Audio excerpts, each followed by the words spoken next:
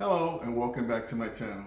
In this video, we'll be reviewing tips for the removal and replacement of the camshaft position sensors on this 2022 Honda Civic with the 1.5 liter engine.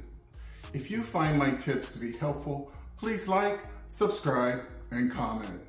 Now let's get started. There are two camshaft position sensors on this inline 4-cylinder engine. The exhaust camshaft position sensor is located right here, and you know that because it's located closest to the exhaust manifold, which is located right here. Okay. The intake camshaft position sensor is located right here, and you know that because it's located closest to the air intake manifold, which is located right here. Some of the symptoms associated with faulty camshaft position sensors are poor fuel economy, stalling, rough idle, hesitation, the smell of gas, no start, misfire, and the check engine light with trouble code P0340. So you might ask, what do these sensors do? What is their purpose? These sensors work with the crankshaft sensor to define the exact position of the crankshaft drive. Supplies needed for this task include two sensors, a 10mm socket extension with a ratchet, oil, and oil filter. Please see other items in the description below. Before we remove the sensor, I just want to go over one quick thing. You should always check the condition of your engine oil to make sure your oil is in good condition before replacing the sensor. If you check the oil and you find out that your oil is dirty, you haven't changed it in over a year, then change your oil and filter. Drive the car at least 20, possibly 40 miles.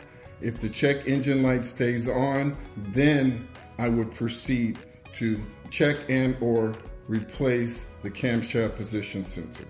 Okay, so with that, let's go ahead and remove the sensor. For demonstration purposes, I'm going to remove the exhaust sensor. So there's a 10mm bolt right here. Going to loosen it up.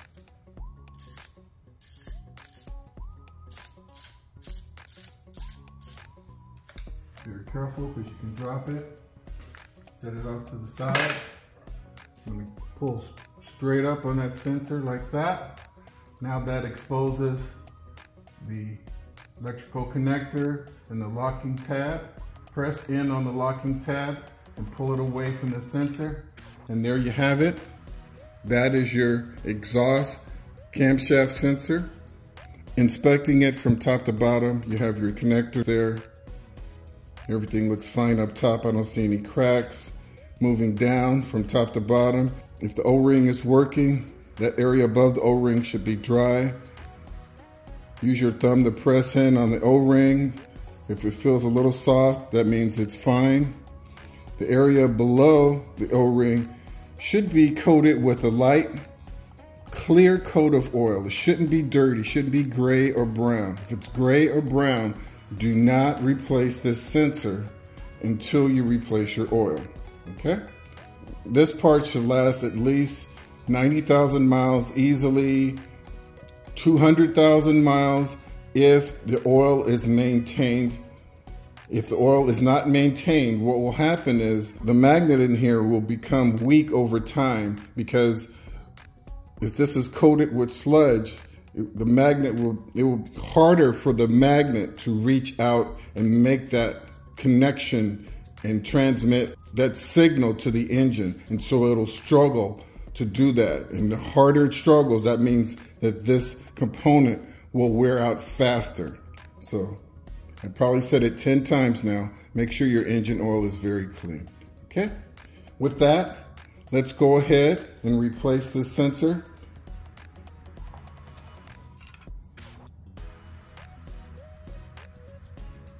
I'm going to make the electrical connection right now. Look at the female end, it looks good.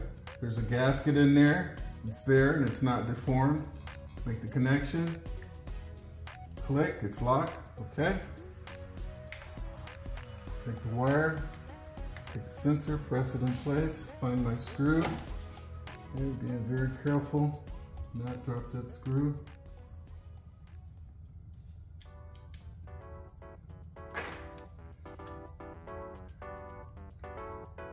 I'm just going to use the socket and the extension to get that bolt started. There it is.